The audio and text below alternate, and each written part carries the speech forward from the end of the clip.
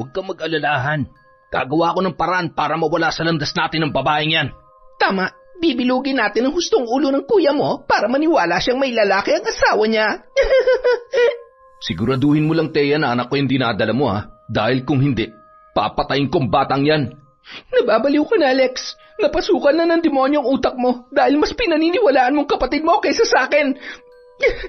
Pagbabayaran yung ginawa niyo sa amin ng anak ko, mga wala kayong awa. Makakaganti din tayo, Apo. Pagsisisihan nilang ginawa nila sa'yo at sa anak mo, ipapatikim ka sa kanila ang sakit na iyong naranasan. Taon 2018, Bohol. Bata pa lamang si Thea nang maulila siya sa mga magulang. Ngunit mapalad naman siya dahil mayroon siyang mapagmahal na lola. Hindi man siya nakapagtapos ng kolehiyo, nakapag-asawa naman siya ng isang pulis na mas matanda sa kanya ng 5 taon. Mapalad ang tingin ng lahat kay Thea, ngunit hindi nila alam ang masalimuot niyang kinahinatnan sa bago niyang buhay. Mahal, alis na ako, ha? Mag-ingat ka sa trabaho, mahal, ha? Oo naman, mahal. Basta pagkatapos mong alagaan ng baby natin, magpahinga ka rin, okay? Oo, mahal. Ang hindi alam ng babae, masamang nakatingin sa kanila ang kanyang bayaw na si Ryan na walang trabaho at ang sulsulera nitong asawa na si Sylvia. Wala kasi itong anak, kaya wala yung magawa sa buhay kundi ang sila ay bantayan. Ano, Han? Nakahiram ka ba ng pera sa kuya mo? Hindi nga eh. Simula nung nag-asawa na sila ni Ate Thea, bihira na lang talaga magbigay si kuya sa akin. Kahit hiramin ko, ayaw pa rin. Ano ba kasing pinakain ng Thea na yan sa kuya mo at bigla na lang naging madamot? Ewan ko ba, lahat na lang nasa kanya na. Pati pantustos dito sa bahay, sa kanya na rin pinagkakatiwala. Kaya Han, humanap ka ng paraan upang mapalis na yan dito sa lalong madaling panahon.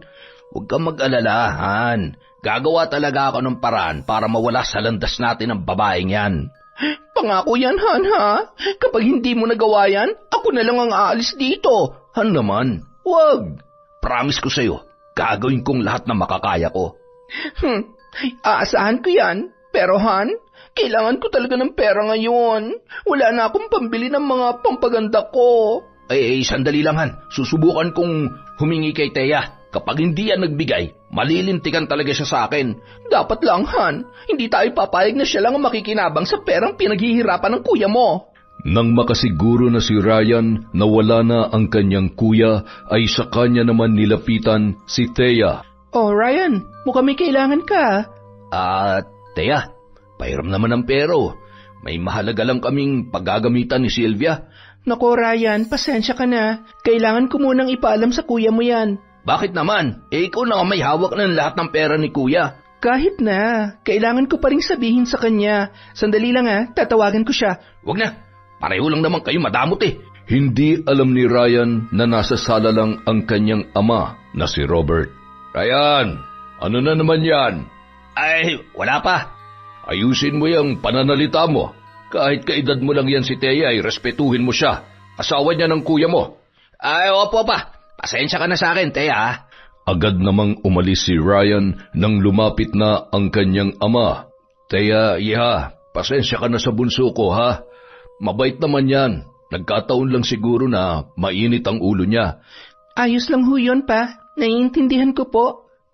Kapag natulog na ang anak ni Thea, tumutulong siya sa mga gawaing bahay.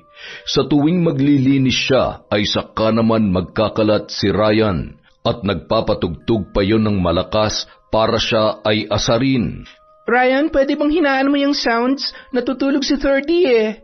Sa halip na hinaan, lalo pang nilakasan ni Ryan ang music na tila hindi naririnig si Thea.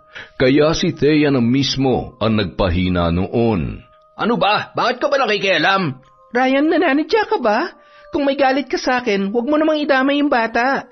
Nakikita mo namang natutulog pa yun tapos nag-iingay ka. Kung makapagsalita ka, parang bahay mo to Baka nakakalimutan mong sampid ka lang dito. Asawa ko ng kuya mo, at ang kuya mong bumubuhay sa ating lahat dito. At anong karapatan mo manumbat, ha? Alam mo, simula nung dumating ka dito, nahawa na si kuya sa kadamutan mo. Ryan, sinusunod ko lang ang bilin ng kuya mo. Bilin o sinusulsulan mo siya? Nagsasabi ako ng totoo. Nag-iipon kasi kami ng kuya mo. Sana maintindihan mo yon.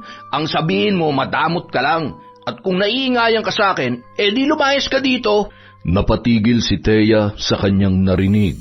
Sa buong buhay niya ay ngayon lang nangyari na pinagtabuyan siya ng isang tao. Nalilito siya kung magsusumbong ba siya kay Lex o hahayaan na lamang niya ang kanyang bayaw. Lex, mahal? Oh, bakit mahal? May problema ba? Maaari bang bumukod na lang tayo? Bakit naman? May problema ba dito? Wala. Wala naman, mahal. Mahal, hindi tayo basta-basta makakabukod. Alam mo namang ako lang ang inaasahan sa bahay na to. Siyempre, hindi rin naman natin sila pababayaan, lalo na ang papa mo. Nasasayangan din kasi ako sa bahay na to, mahal. Malaki naman to at pasasaan ba mapupunta rin naman to sa amin ni Ryan. Kapag bubukod tayo, magdodoble ang gastos ko, lalo na sa tubig tsaka sa kuryente. Nauunawaan ko naman yun, mahal. Basta mahal, kung may problema ka dito, magsabi ka lang kaagad sa akin, ha? Tumango na lamang si Thea. Ayaw niya kasing bigyan pa ng isipin ang kanyang asawa. Akala niya ay hanggang doon lamang ang kanyang problema kay Ryan. Isang araw, nang umalis siya, patagong hinalungkat ni Ryan ang kanilang kwarto ni Lex. Sa kanyang pag-uwi, nakita na lang niyang magulo ang kwarto at nawala ang kanilang ipong pera na nagkakahalaga ng higit 100,000 piso. Naabutan naman siya ng kanyang asawa na umiiyak. Mahal, ano ba nangyari sa'yo? Bakit ang gulo-gulo ng kwarto natin? Mahal, yung inipon nating pera, nawawala. Ano? Teka, saan mo ba nilagay yun? Sa lagayan lang natin. Umalis kami ni 30 kanina upang mamili ng mga gamit at gatas niya.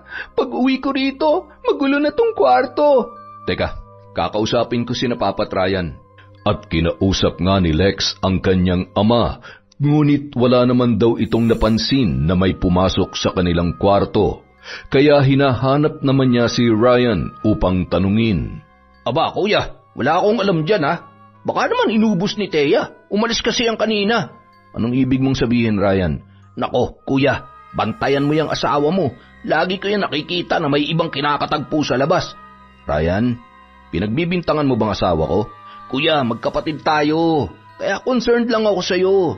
Ang gusto ko lang naman, yung maging open-minded ka. Biruin mo, ilang oras na nawala yan dito kanina, tapos bigla na lang mawawala yung pera ninyo. Bakit? Gaano katagal ba siya nawala? Siguro, kuya, mga buong araw. Natahimik naman si Lex sa kanyang narinig.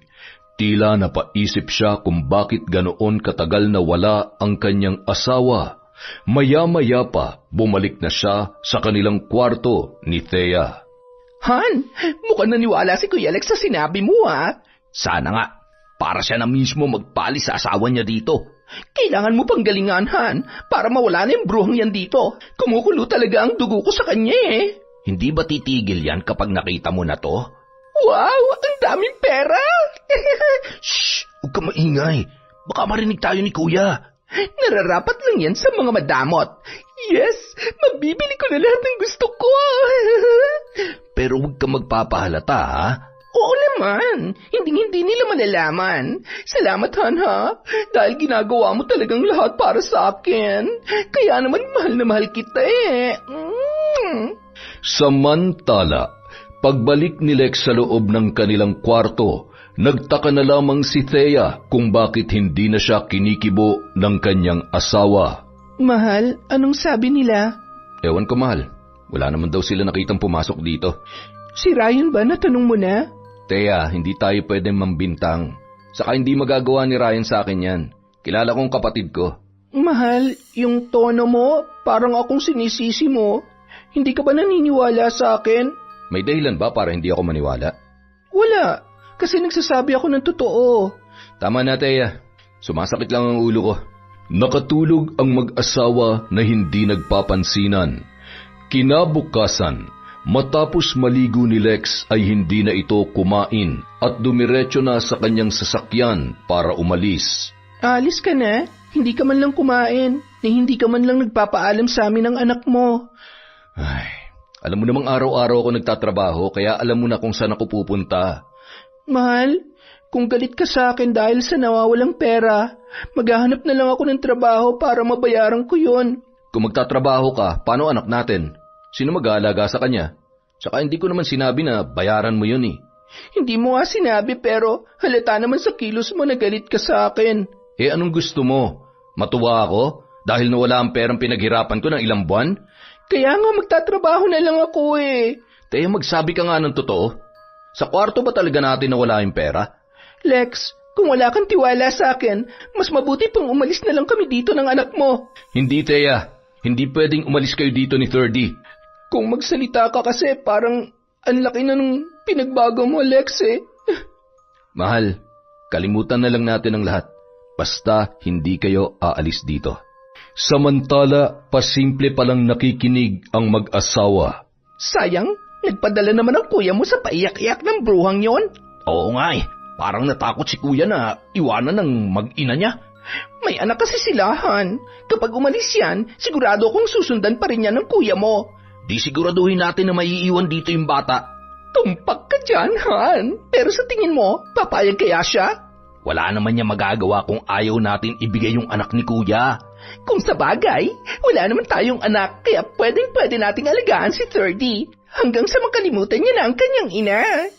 Habang naglilinis si Teya sa kanyang kwarto, napansin niyang may maliit na towel na nakapatong sa ibabaw ng divider, kaya lumabas siya at nagtanong kung sino ang may-ari noon.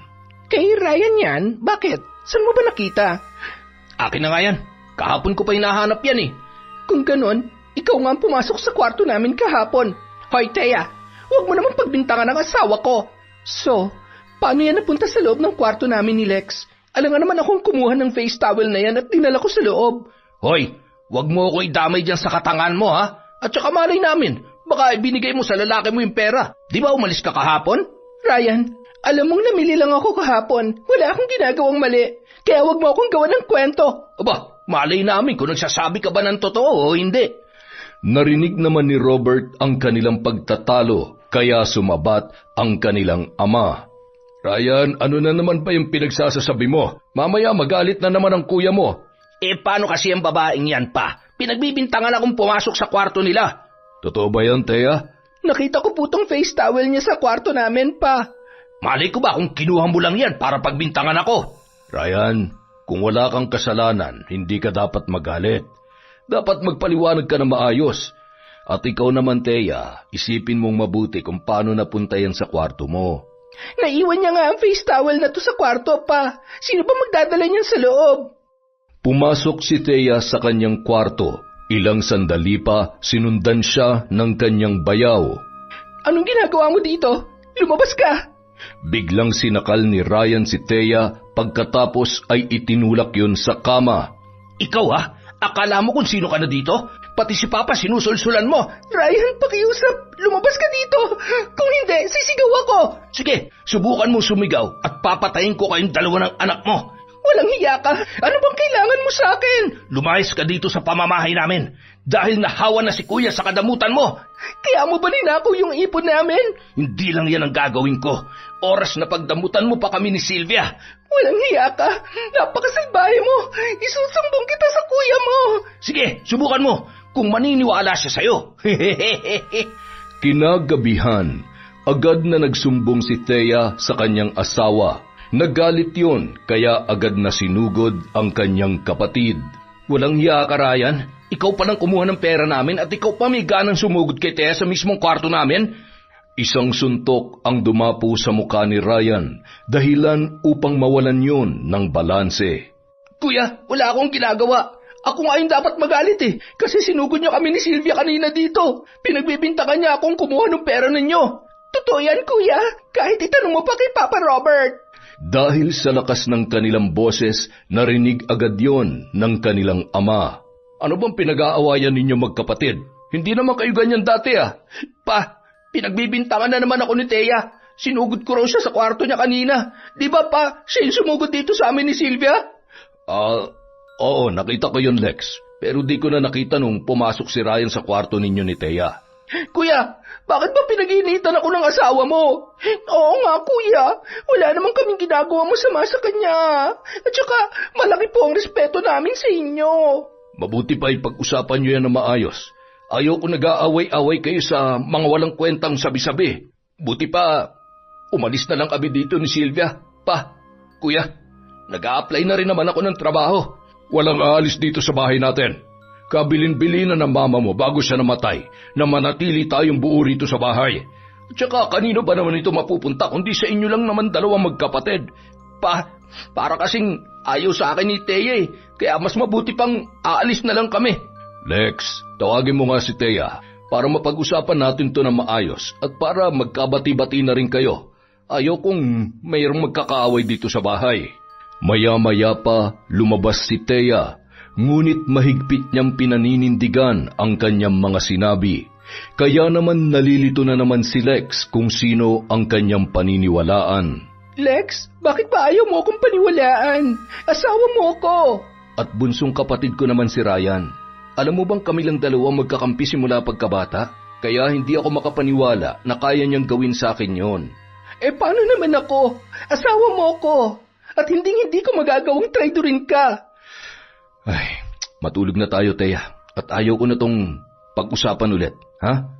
Hanggat hindi mo ako pinaniniwalaan, Lex, hindi ako mapapanatag. Anong gusto mong gawin ko? Patayin ko ang kapatid ko? O palayasin? Sinabi ko ba yon? Ang sakin lang, maniwala ka naman sakin. Wala nang narinig si Thea mula kay Lex. Nakatulog siya habang umiiyak. Paggising niya ng umaga, wala na ang kanyang asawa sa kanyang tabi. Uy, gising na palang Reyna. Thea, halika, kumain ka na.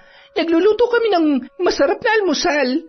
Hindi kumikibo si Thea at umiikot lamang ang kanyang paningin. Hinahanap mo ba si Kuya Lex? Maaga siyang umalis at binigyan niya lang kami ng pera para sa gagastusin dito sa bahay. O di ba, ang bongga ng ulam natin? Samantalang nung ikaw ang bumibili ng pagkain, puro isda at gulay lang ay pinapakain mo sa amin. Ba't di ka makaimik?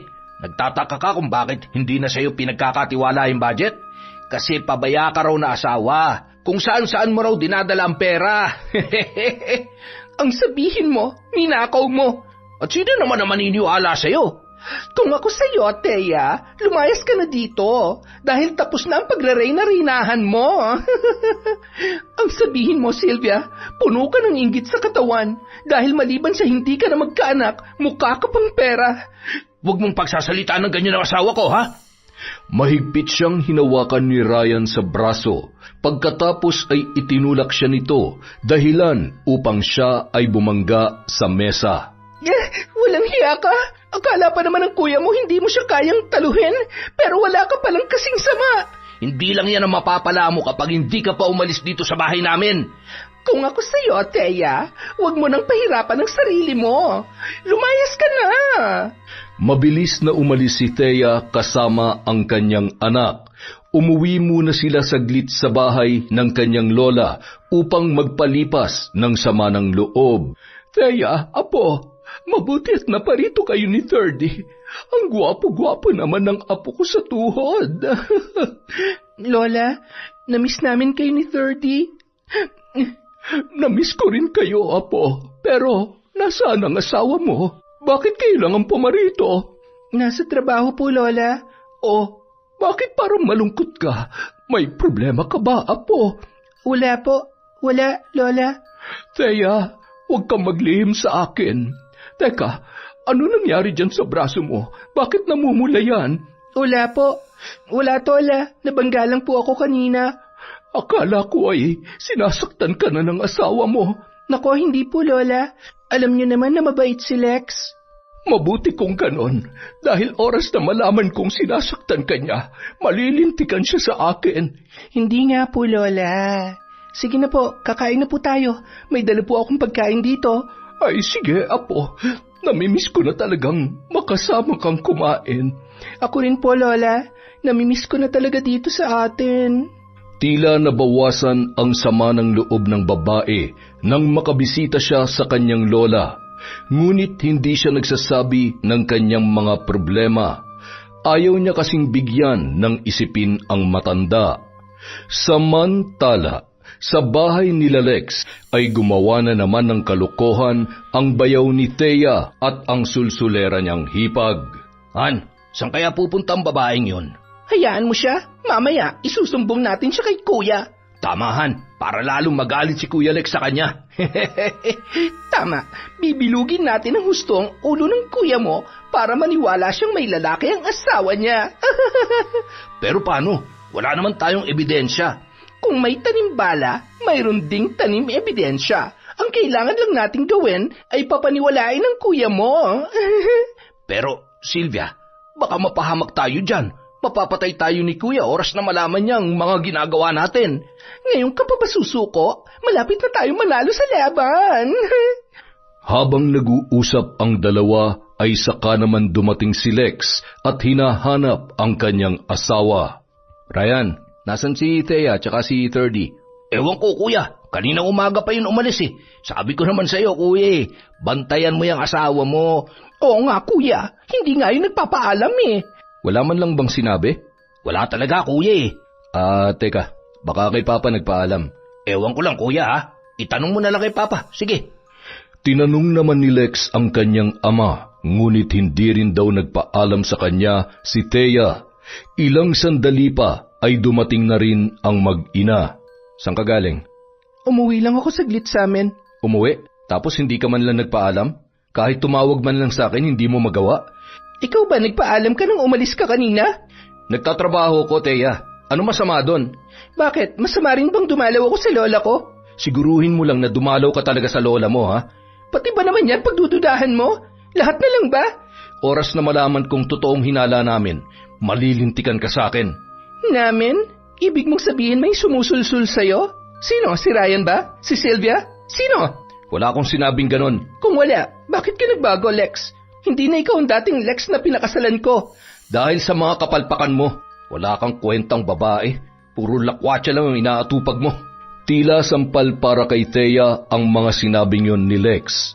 Hindi niya masisi ang asawa, ngunit ang hindi niya matanggap ay ang hinala nito na walang katuturan. Halos araw-araw wala nang gana sa kanya si Lex, kaya nakapagdesisyon siya na mag-apply na ng trabaho.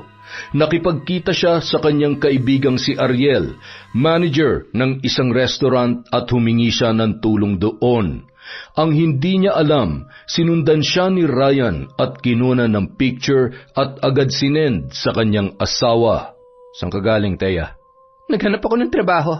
Total parang tautuhan lang naman ako dito sa bahay na to. Naghahanap ng trabaho o nakikipagkita sa kabit mo? Lex, ano bang pinagsasasabi mo? Akala mo hindi ko alam na may kinakatagpo kang lalaki? Kaibigan ko yon. Nagpapatulong ako sa kanya para makapasok sa trabaho dun sa pinagtatrabahuhan niya. Sinungaling. Itong tandaan mo, Thea. Oras na mahuli kita sa akto, papatayin ko kayong dalaw ng kabit mo. Lex, sumosobra ka na. Kung wala kang tiwala sa akin bilang asawa mo, paalisin mo na lang kami ni 30 dito. Bakit? Sasama ka na sa kabit mo? Magpapakasasa kayo sa perang ninakaw niyo sa akin? Isang malakas na sampal ang natamo ni Lex mula sa kanyang asawa. Baliw ka na, Lex. Nabibilog na ng gusto ng kapatid mo ang iyong ulo. Nagsisisi na ako ngayon kung bakit pa kita pinakasalan. Ang buong akala ko'y matinukan tao. Mabilis na nag-empake si Thea ng mga gamit nila ni 30 upang makaalis. Paglabas niya ng pinto ay saka naman siya hinarang ni Lex. Walang aalis. Paalisin mo na kami dito. Hindi ko na masikmura ang ugali ninyo. Mananatili ka dito hanggat gusto ko. Hindi ako papayag na mapunta ka lang sa ibang lalaki. Sinabi ko na sa iyong kaibigan ko yon. Wala akong lalaki. Nagpigilan pa sila sa pintuan, dahilan upang umiyak ang bata. Kung gusto mong umalis dito, iwan mong anak natin. Hindi ko iiwan ang anak ko. Pwes, hindi ko rin nahayaan na ilayo mo siya sa akin. Walang nagawa si Thea kundi ang bumalik sa loob at umiyak hanggang sa nakatulog na lamang siya. Kinaumagahan, naggising na lang siya dahil sa halos bumaliktad ang kanyang sikmura sa masamang amoy ng ulam na pumasok sa kanilang kwarto. Dali-dali siyang pumasok sa banyo at nagsusuka. Ano nangyari sa'yo? Buntis ka ba? Hindi ko alam, Lex. Ngayon ko lang ito naramdaman. Buntis ka siguro sa kabit mo, no? Hindi inaasahan ng babae ang kanyang narinig. Ano bang pinagsasasabi mo? Ilang beses ko nang sinabi sa'yo na wala akong kabit at kung buntis man ako, siguradong anak mo to. Siguraduhin mo lang, Thea, na anak ko yung dinadala mo. Dahil kung hindi, papatayin kong batang yan. Nababaliw ka na talaga, Alex.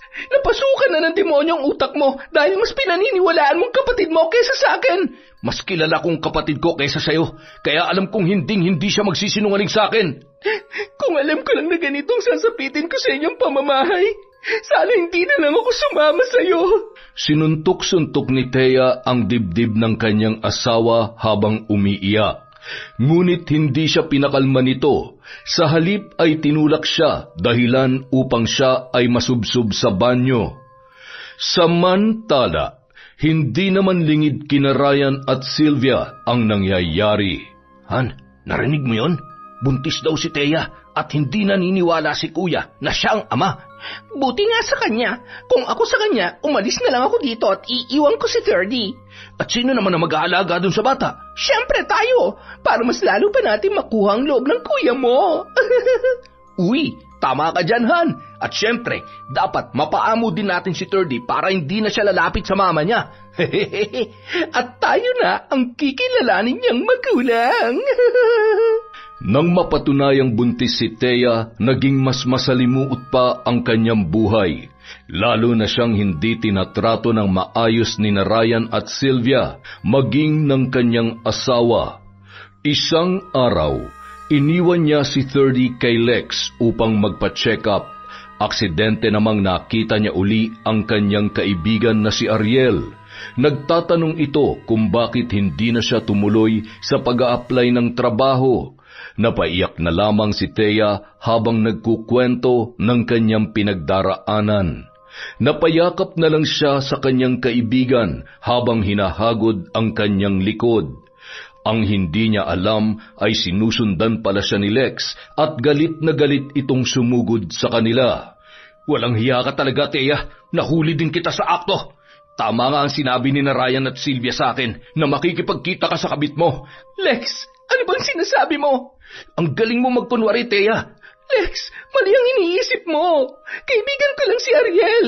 Oo nga po, sir. Nagkamali po kayo ng hinala. Kababata ko po si Thea at parang magkapatid na po ang turingan namin sa isa't isa. May magkaibigan bang naglalandian? Lex, hindi kami naglalandian. Umuwi ka sa bahay. Nakakahiya ka. Kinaladkad si Thea ng kanyang asawa papauwi, na tila ba wala ito sa tamang katinuan. Sumunod naman si Ariel upang awatin ang lalaki. Sir, huwag mo naman saktan si Thea. Sir, huwag ka makikialam dito, kundi papatayin ko kayong dalawa. Binunot ni Lex ang kanyang baril at itinutok sa lalaki, kaya naman napaatras ito. Pagdating sa bahay, patuloy pa rin na kinakaladkad ni Lex si Thea habang sina Ryan at Sylvia naman ay nanunood lamang. Walang hiya ka? Ang landi-landi mo? Yun bang lalaki na yun ang ama ng dinadala mo? Lex, sinabi ko na sa iyong kaibigan ko lang yon. Sinungaling ka. Ilang beses ka na nakita ng kapatid ko na nakikipagkita sa lalaking yon. Lex, hindi totoo yan. Sinisiraan lamang ako ng kapatid mo. Aba ate, kung ano yung nakita ko, yun lang ang sinasabi ko, ha? Oo nga, kahit kailan, hindi marunong gumawa ng kwentong asawa ko. Mga walang hiya kayo, mga sinungaling. Sinakal ni Lex si Thea ng mahigpit. Pagkatapos ay itinulak niya ito ng malakas. Lex, tama na. Baka kung ano pa mangyari sa bata. Mas mabuti pang mawala ng batang yan dahil bunga yan ng kalandian mo. Lex, anak mo to. Dugo mo to. Maawa ka sa anak natin. Hindi ko anak yan. Pagkasambit noon ay tinadyakan niya ang kanyang asawa, dahilan upang mapaimpit ito sa sakit. Lex, tama na. Ryan, Sylvia, tulungan niyo ako. Tila walang narinig ang kanyang bayaw at hipag. Nanatili lamang itong nakatingin habang sinasaktan siya ng kanyang asawa.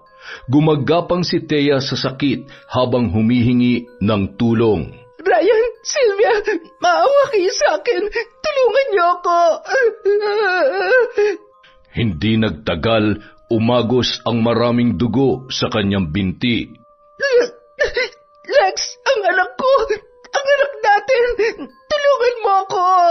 Nataranta naman si Lex nang makita ang dugo na umaagos sa harapan ni Thea. Maya-maya pa ay dumating ang kanyang ama. Lex, ano nangyari kay Thea? Pa, hindi ko sinasadya. Buntis pa lang asawa mo. Bakit hindi mo siya iniingatan? Pa, anong gagawin natin? Dadalhin natin siya sa ospital.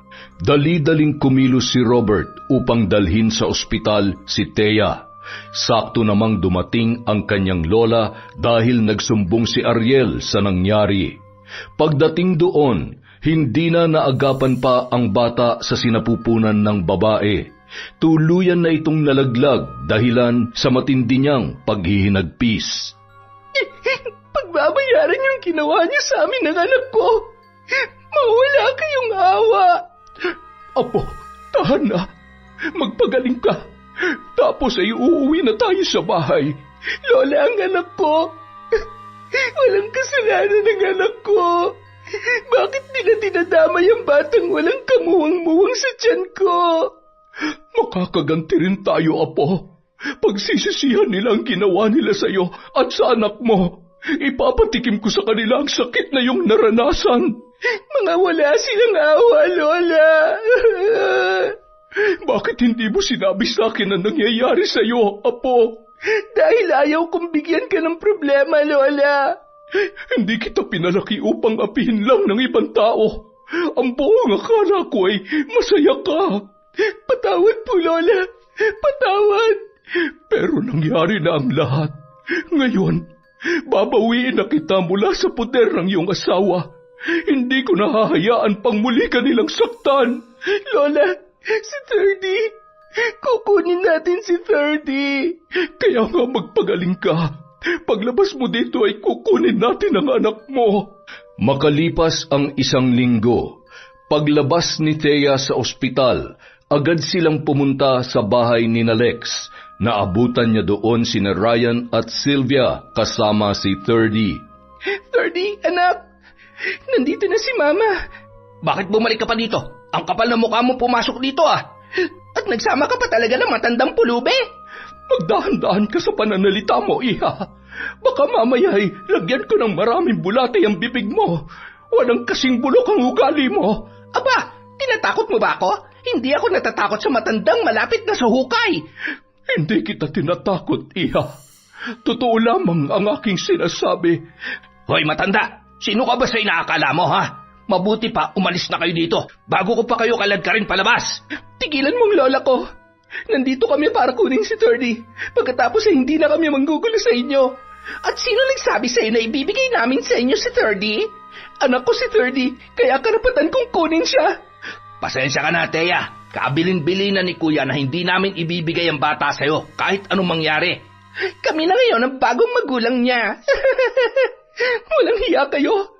Matapos niyong patayin ang bata sa sinapupunan ko, kukunin niyo pa sa akin ang anak ko. Hoy, wag mo kaming paratangan, ha? Wala kaming ginawa sa'yo. Kasalanan mo nakunan ka dahil hindi ka nag-ingat. Sinungaling ka? Kayo ang dahilan kung bakit nangyayari to. Kaya ibigay niyo na sa akin ang anak ko. Kinuha ni Thea ang bata habang buhat-buhat niya si Sylvia. Maging si Cora ay tumulong din. Hinarang naman sila ni Ryan at sabay na itinulak, dahilan upang matumba ang matanda. Magbabayad kayo sa ginawa niyo sa amin. Sinabi nang umalis na kayo rito eh. Dali-dali namang sinaklolohan ni Thea ang kanyang lola, habang si Sylvia naman ay itinakbo sa kwarto ang bata. Maya-maya pa, lumabas si Robert mula sa kanyang kwarto. Pa, tulungan niyo po kami. Ibigay niyo sa amin ang anak ko. Pagkatapos aalis na lang po kami ng lola ko. Pasensya ka na, Thea. Hindi kita matutulungan sa bagay na yan. Paalam kong mabuti po kayong tao. Tulungan niyo po kami, Pa. Pero hindi ko rin gusto na ilayo mo sa akin ang apo ko. Pa, nakikiusap po ako. Ang mabuti pa, umalis na kayo rito. Dali! Muling itinulak ni Ryan si Thea at ang matanda hanggang sa makalabas sila ng gate. Napaluhod na lamang si Thea habang umiiyak. Ang anak ko! Ibigay niyo sa akin ang anak ko! Tama na, Thea. Ako ang gagawa ng paraan para makuha natin ang apo ko. Lola, hindi ako alis dito hanggat hindi ko nakukuha ang anak ko. Makinig ka sa akin. Hindi madadala ng iyong luha ang mga demonyong yan. Kaya umuwi na tayo. Hinila ni Lola Cora ang kanyang apo. Hanggang sa makauwi sila sa kanilang bahay, wala pa ring tigil sa pag-iyak si Thea. Thea, isulat mo dito sa papel ang buong pangalan noong Ryan at Sylvia. Lola, bakit? Ano pong gagawin niyo? Para may blatter natin sila sa mga pulis kung sakasakali. Maging yung kay Lex, isulat mo rin. Pero Lola, alam niyo namang pulis si Lex. Baka baliktarin lang nila tayo. Sige lang, basta isulat mo lamang, apo. Sinulat naman ng babae ang mga pangalan noon. Pagkatapos ay ibinigay niya sa kanyang lola. Matulog ka na, apo. Makukuha din natin ang anak mo. Paano niyo naman po nasabi yan, Lola? Magtiwala ka lamang sa akin. Ako ang bahala. Nang makita ni Cora na nagpahinga na si Thea, kumuha siya ng bulate sa putikan. Pagkatapos ay tahimik siyang pumasok sa sarili niyang kwarto at nagsindi ng itim na kandila. Inilabas niya ang mga buhok ni na Sylvia at Ryan na palihim niyang nakuha habang nakikipag-agawan sila sa bata. Itinali niya ang mga buhok sa bulate kasama ang mga pangalan nito. Pagkatapos ay umusal ng hindi maunawaang salita. Maya-maya pa, biglang dumami ang mga bulate. Samantala, sa bahay naman ni Lex, nagtaka na lang sina Sylvia at Ryan dahil may mga bulate sa kanilang higaan. Yuck! Han, bakit may mga bulate sa bed natin? Paano nangyari to? Sino nagdala ng bulate dito? Oh my gosh, Han! Ang daming bulate sa buhok ko! Ay! Ha? Ako rin, Han. Ang daming bulate sa unan ko. No! Ano to, Kadiri? Tulong! Tulong! Narinig naman ni Robert ang pagsigaw ni Sylvia, kaya dali-dali niyang pinuntahan ang mag-asawa. Nagulat na lang siya at hindi makapaniwala sa kanyang nakita. Parang baliw na tumatakbo si Sylvia sa loob ng bahay. Maging si Ryan ay nataranta rin bago pa man nila naisipang pumasok sa loob ng banyo. Nag-aagawan ang dalawa sa shower hanggang sa nadala sa agos ang napakaraming bulate. Pagkatapos nilang maligo ay saka lamang sila nakahinga ng maluwag. Ano ba nangyayari sa inyo? Pa, hindi ko alam. Basta bigla na lang may mga bulate sa higaan namin. Sino ba kasi naglagay nun? Ewan ko sa inyong dalawa. Si Thirdy. Nasaan si Thirdy? Nandun sa kwarto nila pa. Natutulog na. Hinayaan yung bata mag-isa doon? Mga pabaya talaga kayo. Samantala, sa bahay nila Lola Cora, hindi pa siya natapos sa kanyang ritual. Tumawag pa siya ng napakaraming bulate at inutusan na atakihin ang katawan ni na Sylvia at Ryan. Maya-maya pa, bigla na lang namilipit sa sakit ng tiyan ang dalawa. Ryan, ang sakit ng tiyan ko! Ako rin. Ano ba nangyayari sa inyo? Ano bang kinakain yung dalawa? Pa, wala naman kaming ibang kinain. Ang sakit! Hindi ko na kaya! Teka, tatawagan ko lang ang kuya ninyo. Hindi ko kayo maaalagaan. Alam nyo naman na matanda na ako. Paano na lamang si Terdy? Sino na lang ang mag-aalaga sa kanya? Tinawagan ni Robert ang kanyang anak. Dali-dali naman yung umuwi kahit nasa gitna ng trabaho. Ryan, Sylvia, ano ba nangyari sa inyo? Hindi ko alam, kuya. Basta sabay na lamang sumakit ang tiyan namin ni Sylvia. Aray ko. Kuya, dalhin mo kami sa ospital. Parang awa mo na. Agad na isinugod ni Lex sa ospital ang kanyang kapatid at hipag. Ngunit pagdating doon, hindi pa rin yun kumakalma. Namumroblema na si Lex kung sino ang magbabantay kay Thirdy. Lex, pabalikin mo na si Thea dito para maalagaan niya ng maayos si Thirdy. Pa, alam mo namang galit na galit sa akin si Thea. Baka mamaya itakas niya lang ang bata. Kawawa naman ang anak mo. Alam mo namang hindi ko rin kaya mag-alaga ng bata. Kukuha na lang ako ng yaya ni Thirdy pa. Hindi ko siya ibibigay kay Thea. Baka mamaya saktan lang ng lalaki niya ang anak ko. Sigurado ka ba, Lex, na mayroon ngang lalaki ang asawa mo? Oo pa, nakita ko na may kinatagpo siyang lalaki at ilang beses na rin silang nakita ni Ryan. Kaya hindi ko siya mapapatawad pa. Paano yan? Magsasahod ka pa ng yaya, tapos nasa ospital pa si Ryan at Sylvia. Basta pa, maghahanap ako ng yaya ni Thirdy. Hindi ko na siya ipapakita kay Thea. 1 linggo na ang lumipas, nasa ospital pa rin sina Ryan at Sylvia. Ngunit wala pa ring findings kung ano ang kanilang sakit. Tumataas na ang kanilang bill sa ospital kaya napilitan na lang silang lumabas kahit pabugso-bugso pa rin ang sakit ng kanilang tiyan. Samantala, sa bahay naman ni na Lola Cora. Lola, gusto ko na pong makita ang anak ko. Samahan niyo naman po ako. Sige, sasamahan kita, apo ko. Subukan nating kunin ang anak mo at baka maisipan na nilang ibigay. Maaga pa lamang, pumunta na sila sa bahay ni Lex. Pagdating doon, matapang silang hinarangan ng lalaki. Maging si Sylvia at Ryan ay humarang din kahit kitang-kita sa mukha ng mga ito ang pamumutla at pangangayayat. Ibigay mo sa akin ang anak ko, Lex. Maawa ka sa akin. Miss na miss ko na ang anak ko. Hindi mo makukuha ang anak natin. Magtiis ka dahil malandi ka. Hindi ko na kailangan magpaliwanag sa'yo. Alam kong bilog na yung ulo mo ni Ryan at Sylvia. Kaya wala na akong pakialam sa'yo. Ang gusto ko na lang, makuha ang anak ko. Hindi ko siya ibibigay sa'yo. Kahit sang korte pa tayo magkita. Lex, maawa ka. Gusto kong makita ang anak ko. Umalis na kayo dito, bago pa kayo masaktan. Tama na, Thea. Kulang pa sa leksyon ang mga yan. Lola, gusto ko po makita ang anak ko. Huwag mong ibaba ang sarili mo sa mga demonyong ito. Halika na, umuwi na tayo. Hindi umuwi si Thea. Sa halip ay dumulog siya sa tanggapan ng DSWD upang ipaglaban ang kanyang karapatan sa kanyang anak. Ngunit sa halip na tulungan ay binaliktad lamang siya ng mga yon dahil wala umano siyang sapat na kakayahan upang buhayin ang kanyang anak.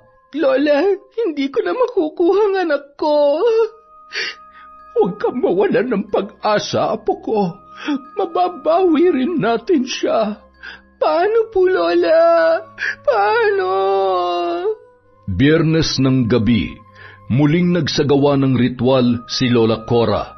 Isang pangmalakasang ritual dahilan upang mamilipit sa sakit ng tiyan sina Ryan at Sylvia at sa pagkakataong yun ay dinamay niya na si Rex. Isinugod sila sa emergency room ng hospital ngunit wala pa ring nakitang dahilan ng kanilang sakit hanggang sa may lumapit kay Robert na matandang lalaki. Kanina ko pa kayo gustong kausapin. Hindi ordinaryong sakit ang nararanasan ng iyong mga pasyente. Ano pong ibig niyong sabihin? Paulit-ulit lang nasasakit ang kanilang tiyan hanggat hindi naaalis ang barang sa kanilang katawan. Barang? Barang? May barang pa ba sa panahon ngayon? Oo, iho. Marami pang may taglay na itim na kapangyarihan, ngunit itinatago na lamang. Kalokohan! Hindi ako naniniwala sa mga barang-barang na yan. Hindi kita pinipilit na maniwala, iha. Basta sinasabi ko lang ang aking nakikita. Sige, mauna na ako sa inyo. Sandali. Anong gagawin namin? Matutulungan niyo ba kami? May kilala kong magaling na manggagamot sa dulo ng baryo. Si Tatang Eddie. Pumunta kayo doon dahil siya lang ang tanging makakatulong sa inyo. Sige po. Salamat. Maraming salamat. Nalilito si Robert sa kanyang gagawin. 3 pasyente ang kanyang binabantayan habang iniisip pa niya si Thirdy na naiwan sa bago nitong yaya. dalhin niyo na lang kami doon sa albularyo. Baka totoo yung sinasabi ng matanda. Baka nga totoong binarang kami. Wala namang mawawala kung susubukan natin. Sige, kahit ayoko, subukan na rin natin. Baka mawala kahit konti ng sakit na nararamdaman ko. Hindi na sila nagsayang panahon. Lumabas sila ng ospital at tumungo agad sa albularyo. Pagdating doon, nakatuon agad ang pansin ng matandang lalaki sa kanila. Binigyan sila ng langis na may mga papel sa loob na naglalaman ng mga orasyon. Bawat isa sa kanila ay pinainom ng tig-3 kutsara. Umusal ng mga salita na hindi maunawaan ng kahit na sino. Pagkatapos ay sabay-sabay silang nagsusuka ng mabahong putik at mga bulate. Hinimatay si Sylvia dahil sa kanyang nakita, habang sina Ryan at Lex naman ay natulala na lamang. Ang baho, ang daming bulate. Tatang Eddie, ano nangyayari sa kanila? Hayaan mo silang mailabas ang mga bulate sa loob ng kanilang katawan. Paano nangyari yun? Bakit sila nagkakaganyan? Yan ang ginamit ng mambabarang upang pinsalain ang loob ng kanilang katawan. Mabuti at nadala mo sila agad dito. Kung ganun, totoo ngang hindi ordinaryo ang sakit nila. Ilang sandali pa, naging maayos ang kalagayan ng 3, habang si Sylvia ay walang tigil na umiiyak. Han, tama na. Wala na. Aray ko. Nakakadiri, Han. Hindi ko kaya. Paano yun napasok sa tiyan natin? Ay. Pasalamat ka, Iha, dahil nailabas mo na ang mga bulate. Kung hindi, maaari niyo yang ikamatay ng dahan-dahan. May mambabarang pa pala sa panahon ngayon?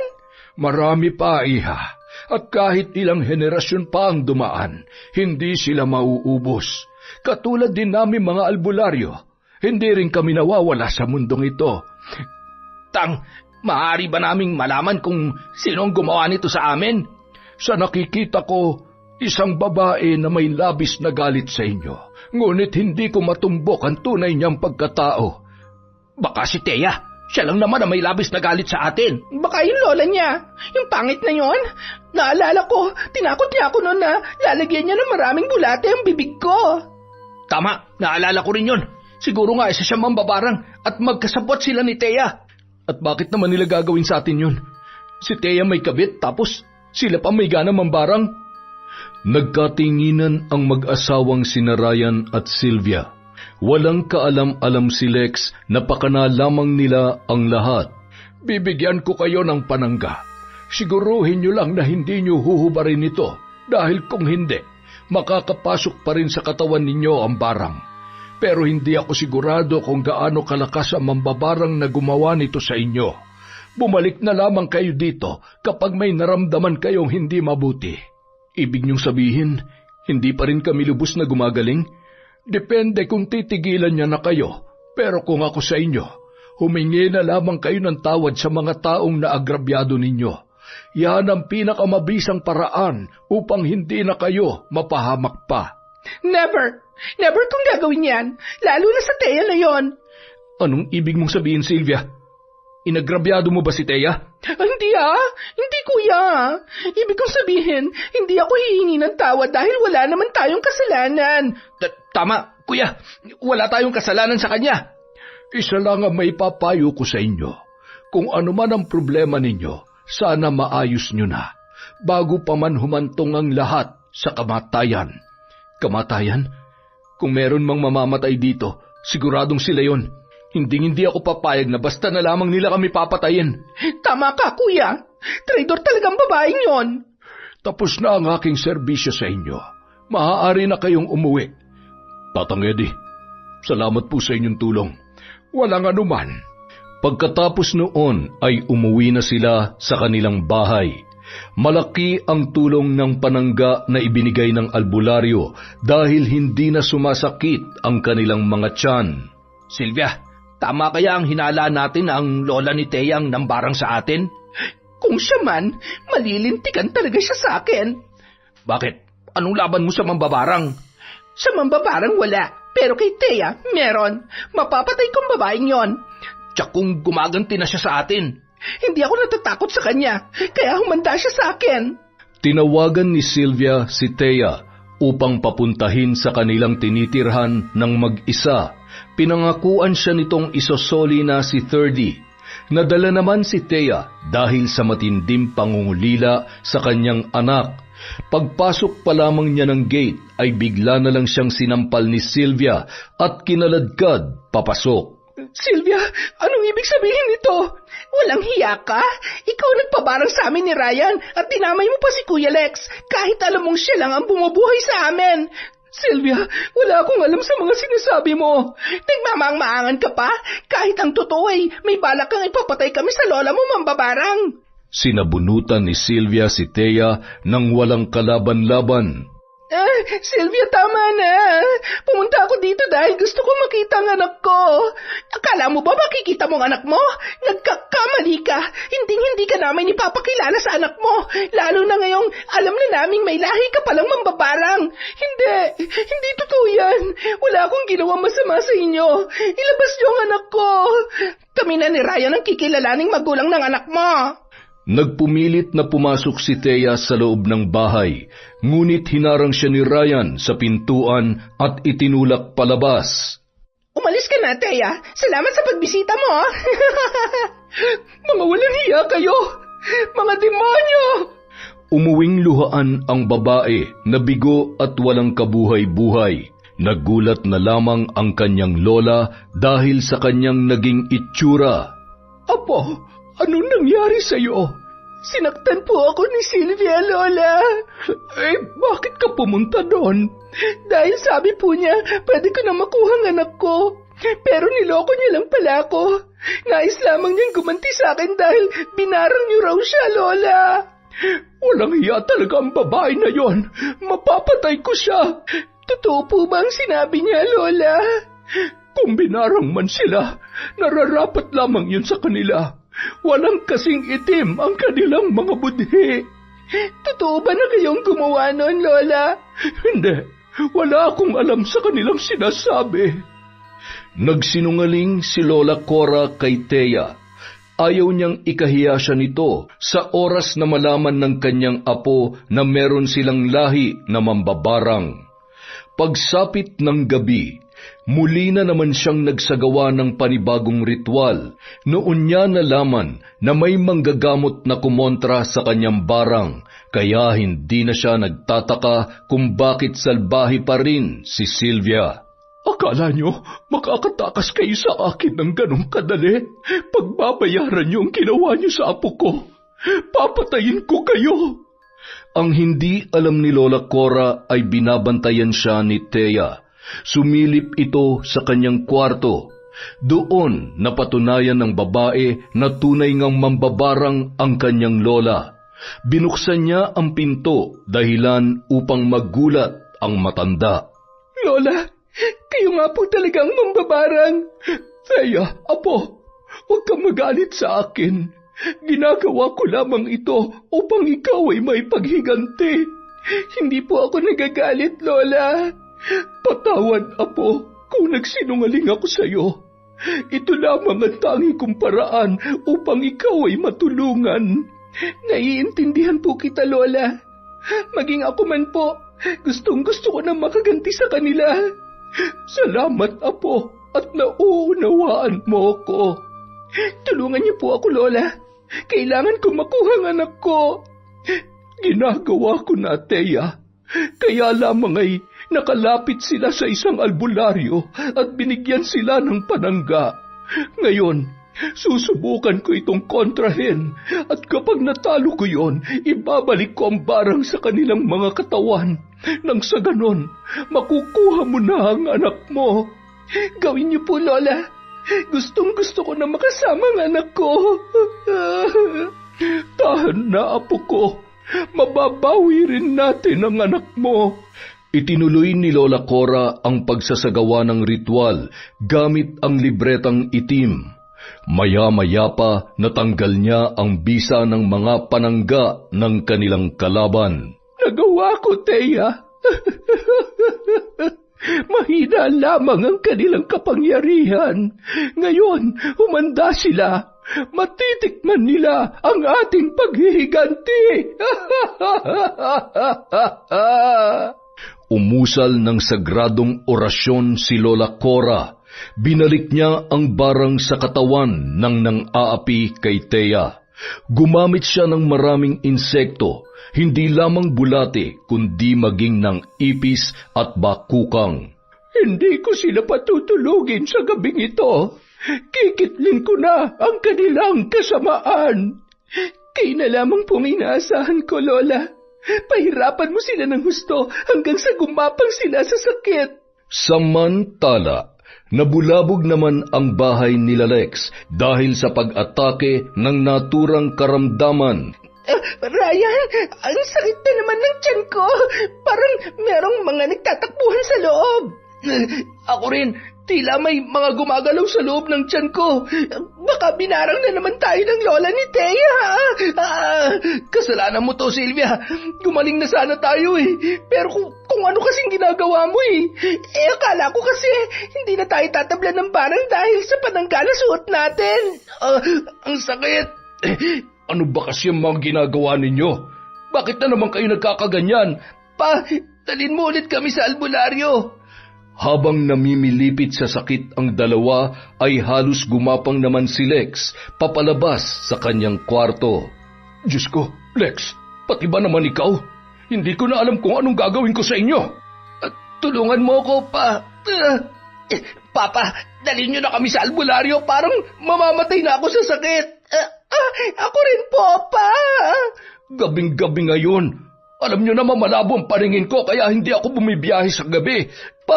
Pilitin niyo po. Nang gabing yon, napilitang magmaneho si Robert. Dahan-dahan lang ang kanilang takbo hanggang makarating sila sa bahay ng albularyo. Tatang Eddie, tulungan niyo po kami. Tatang Eddie, ano may paglilingkod ko sa inyo? Bakit naparito kayo ng 10 oras ng gabi? Tatang Eddie, yung mga anak ko, pati yung manugang ko, inatake na naman ng kanilang mga sakit. Ay, hali kayo, pumasok kayo. Tatang Eddie, gamutin niyo po sila. Natatakot na ako sa pwedeng mangyari sa kanila. Nawala ng bisa ang kanilang mga panangga at kasalukuyan pa rin silang binabarang. Pakiusap, tulungan niyo po kami. Napakalakas ng barang na ipinataw sa inyo. Hindi na ito tulad ng dati. Kung totoong magaling ka albularyo, tulungan mo kami. Pasensya na kayo. Hindi ko siya kayang kontrahin ngayon. Hindi ko kayang salubungin ang kanyang kapangyarihan dahil kung pipilitin ko, maaaring pati ako'y mapatay niya. Kung ganun, paano na po kami? Inumin niyo na lang muna itong langis nang maagapan man lamang ang pananakit ng inyong tiyan. Sinunod na lamang nila ang utos ng albularyo at pansamantalang humupa naman ang kanilang sakit. Tatang Eddie, bakit tila lumalaki ang tiyan ko? Ako rin po. Parang bumibigat itong tiyan ko. Ako rin. Paano na ako makakapagtrabaho nito? Batid ko na kasalukuyan niya pang sinasagawa ang ritual ng pambabarang. Hihintayin ko na muna siya matapos para hindi niya malaman na kinokontra ko siya. Ilang sandali pa, si Tatang Eddie naman ang gumawa ng ritual. Ginamit niya ang kanyang sagradong orasyon para gamutin ang kanyang mga pasyente. Ngunit nabigo ang albularyo. Hindi niya na maalis ang barang sa katawan ng mga ito. Pasensya na kayo, hindi ko kaya.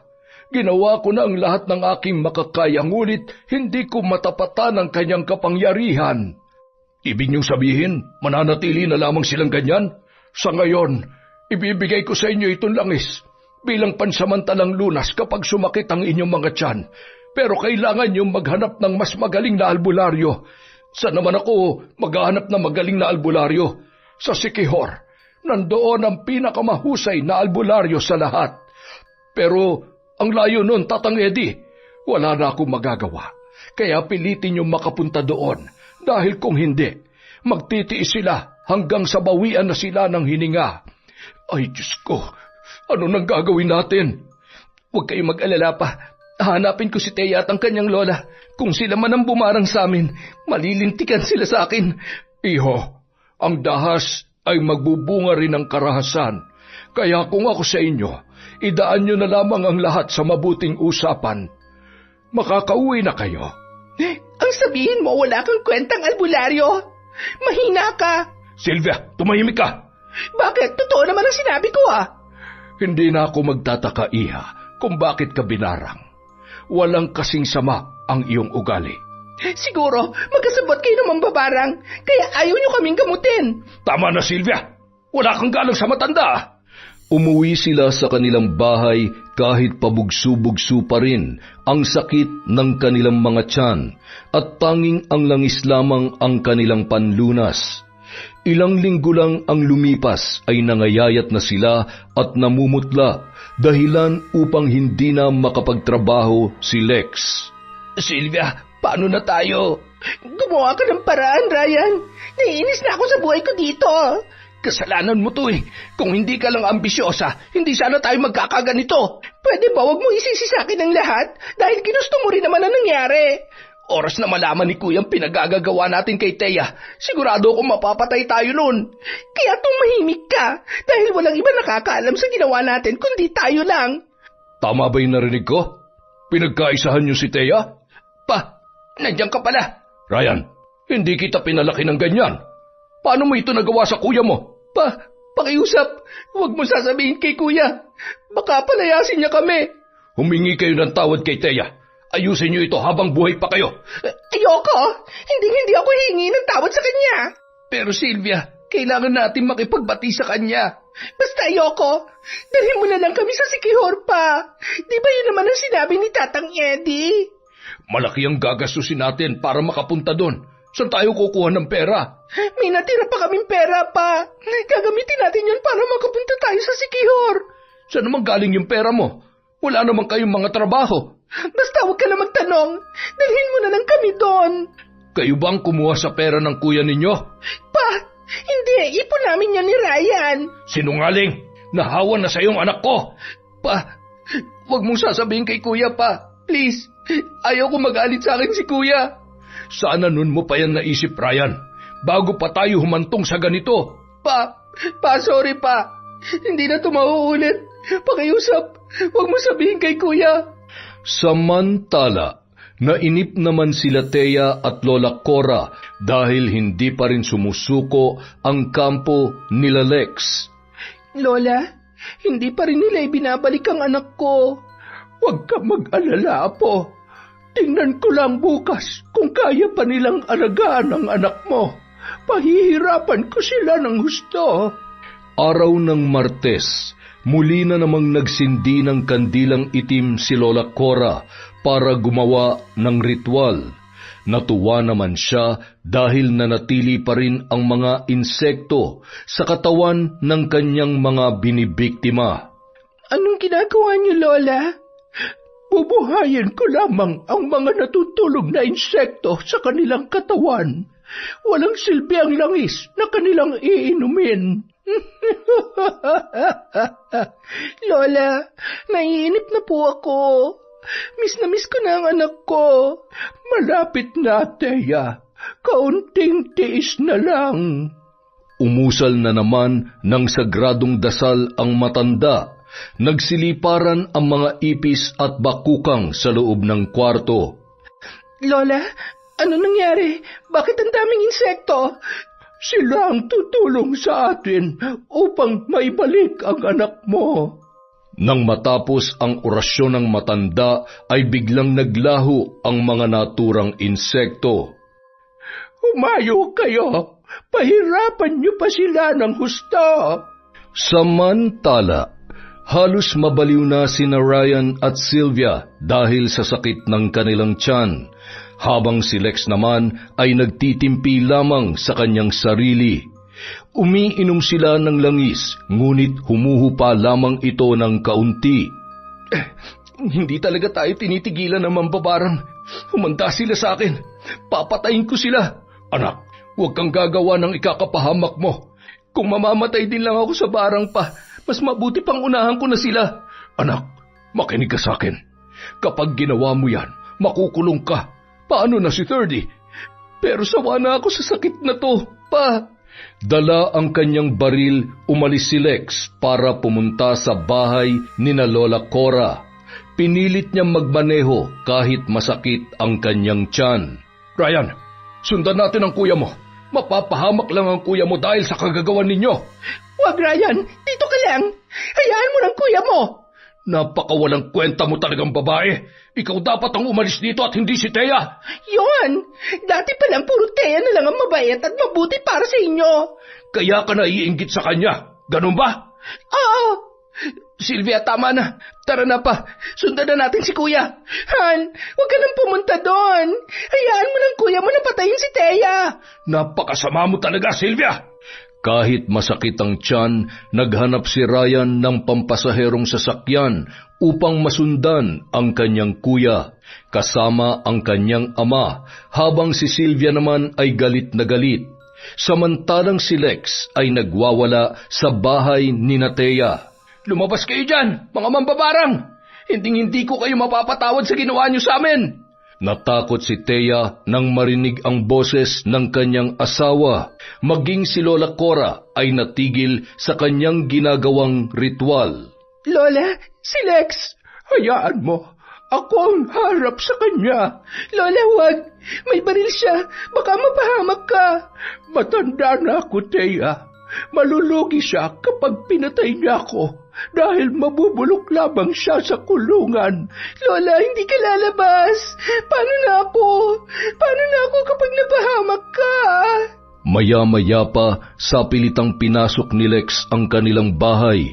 Nang makita niya ang dalawa, ay agad niya yung tinutukan ng baril. Mga walang hiya kayo! Alisin yung barang na ginawa niyo sa amin! Kung hindi, papatayin ko kayo! Lex, ilayo mo ang baril mo! Bilisan niyo! Sundin niyo ng sinabi ko! Ako na lamang ang patayin mo! Huwag mo nang idamay ang apo ko!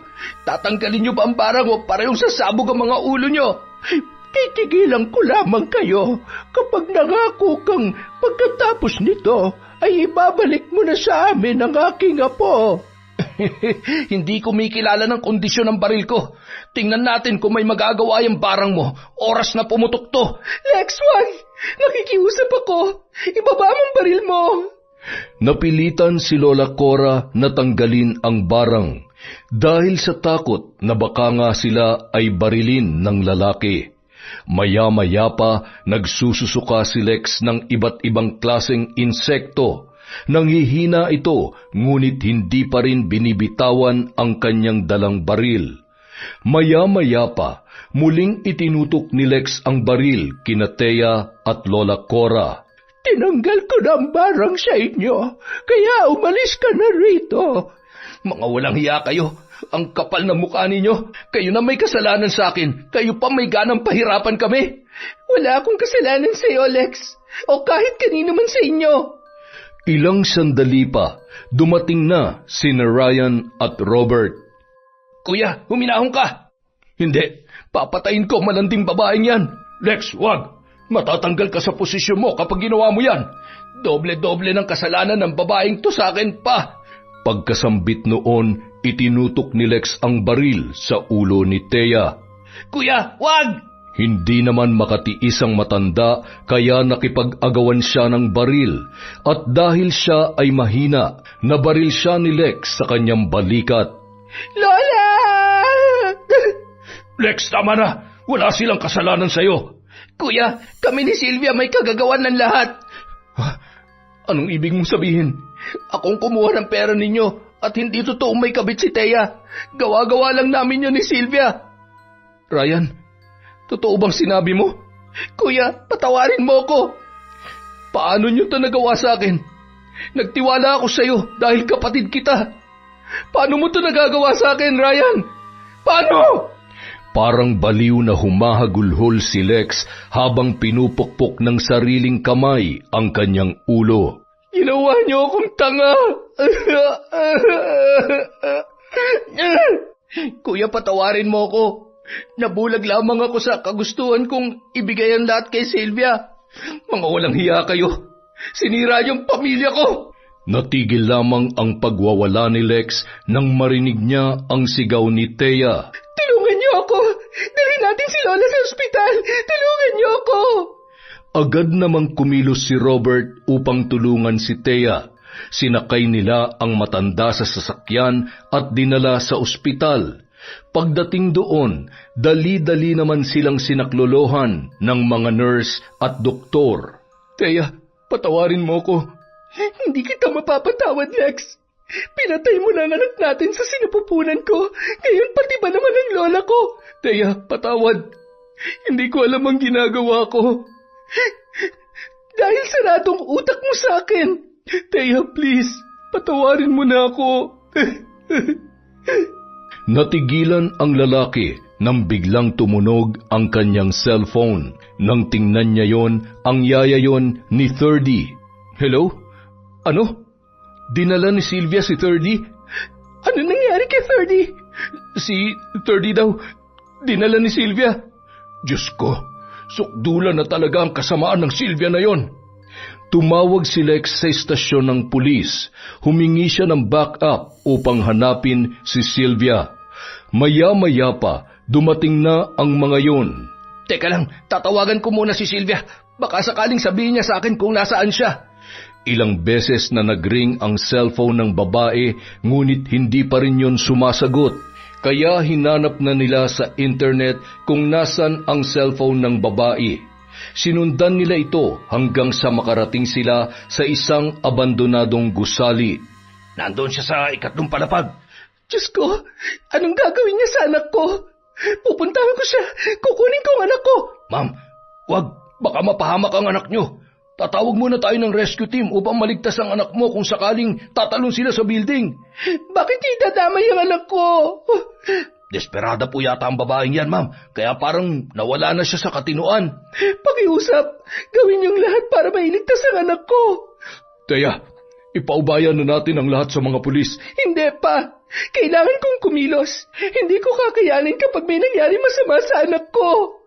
Mabilis namang dumating ang rescue team. May nag-aabang sa ibaba at naghanda kung sakaling tatalon si Sylvia. May mga umakyat sa itaas upang siya ay kausapin. Umakyat na rin silang lahat para tumulong sa pakikipag-usap. Sylvia, halika na rito. Umuwi na tayo sa bahay. Hindi ako sasama sa inyo. Alam kong pagtutulungan niyo lang ako doon. Alam kong kakampihan niyo si Thea. Sylvia, wag mo idamay ang anak ko. Walang kasalanan ng bata sa'yo. Si 30 na lang ang kakampi ko, kaya isasama ko siya sa amin.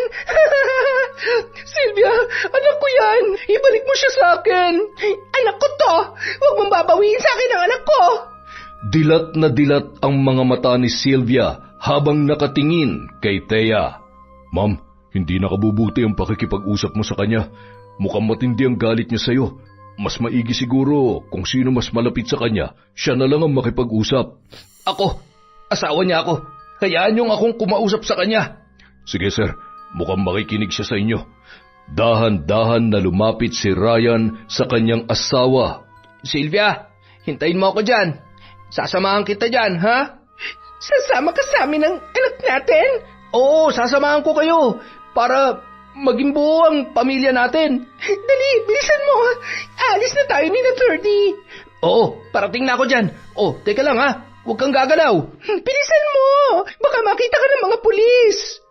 Maya-maya pa, katabi na ni Ryan si Sylvia. Nanginginig naman siya dahil isang masamang galaw lamang maaaring malaglag sila sa ibaba. Akin na yung anak natin. Ako na magdadala sa kanya. Ibinigay naman ni Sylvia ang bata. Pagkatapos ay humawak siya ng mahigpit sa braso ng kanyang asawa. Taranahan, alis na tayo dito. Dito tayo dadaan. May mga pulis kasi doon eh. Sylvia, mahuhulog tayo dyan. Shh! Huwag ka maingay. Baka marinig ka nila. Dito na lang tayo sa kabila dumaan. Kung ayaw mo, kami na lang ni 30. Akin na yung anak ko. Sylvia, wag. Baka mahulog tayo. Sabing akin na yung anak ko eh. Nag-agawan ang dalawa sa bata. Nakita naman ni Thea at Lex ang nangyayari, kaya dali-dali nilang kinuha ang bata na umiiyak. Nang makita ni Sylvia na parating na ang mga pulis, ay lalo yung nagalit. Hinawakan niya si Ryan ng mahigpit at isinama sa pagtalon. Ryan! Anak ko! Akala nila ay tuluyan ng bumagsak ang dalawa sa lupa. Nasaluyon ng inilagay na net ng rescue team. Dali-dali silang bumaba at pagdating doon ay nakita nilang mapalad na nakaligtas ang dalawa. Walang tigil na nagwawala si Sylvia. Itinali siya ng rescue team at isinakay sa ambulansya at pagkatapos ay dinala sa mental hospital. Ryan, anak, salamat at ligtas ka. Pa, handa akong ibuwis ang aking buhay para lang makabawi ako kay Kuya at kay Thea. Ryan, salamat at ligtas ka. Salamat rin at hindi mo pinabayaan ang anak namin ni Thea.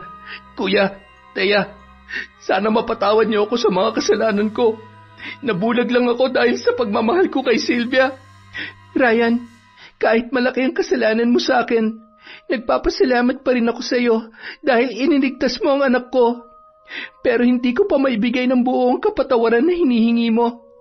Nawalan ako ng isang anak at ngayon, nag-aagaw buhay pa ang lola ko. Naiintindihan ko, pero sana dumating ang panahon na mapatawad niyo na ako ng buo. Mabilis namang nakalabas si Lola Cora sa ospital. Mabuti na lang at hindi malubha ang kanyang tama. Umuwi sila sa kanilang bahay kasama si Thea at ang anak nito na si Thirdy.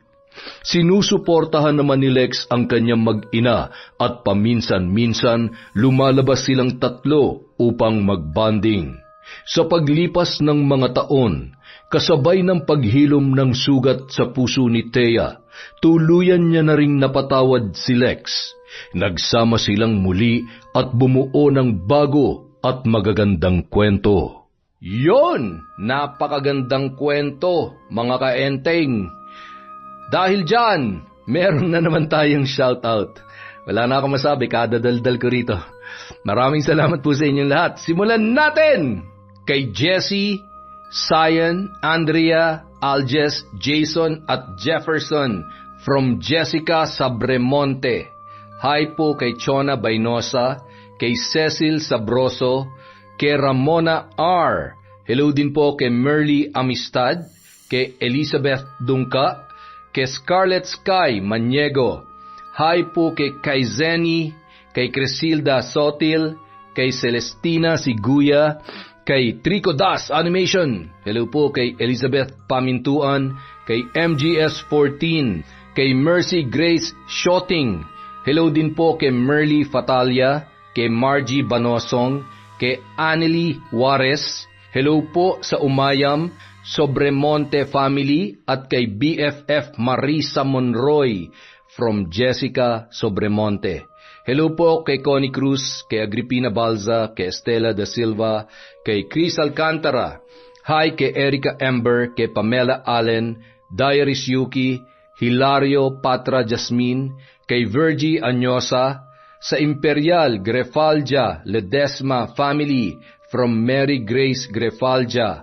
Hello po kay Resel Galope, kay Buboy Gulem, kay Tony Pascual, kay Aida Sikander. Hello din po kay Kyren Silva. Hello po kay Reby Hidalgo, Miss Ems Sevilla, kay Lirio May Aquino, kay Albert Juarez, kay Stephanie Deep, kay Rezelin Punan, kay Maria Cecilia Aquin, kay Ami Alip, kay Alona Figuera, kay Solo Traveler. Hello po kay Early Joy Fernandez, kay Princess Joy at kay Tristan Guzmo. Shout out kay Hayashi Megan, kay IP Micaela, kay Raquel Hasigawa, kay Romar J. Dagsaan, kay Jobel Ocfemia, kay Jobel Baldonasa, kay Green Arrow, kay Marl Neal. Hi po kay Lagot Mongirl at kay Willie Rimando from Jagyan Dilasag Aurora. Kabayan, taga-Baler po ako. Maraming salamat po sa walang sawang pagsuporta mula sa Kwentong Enteng.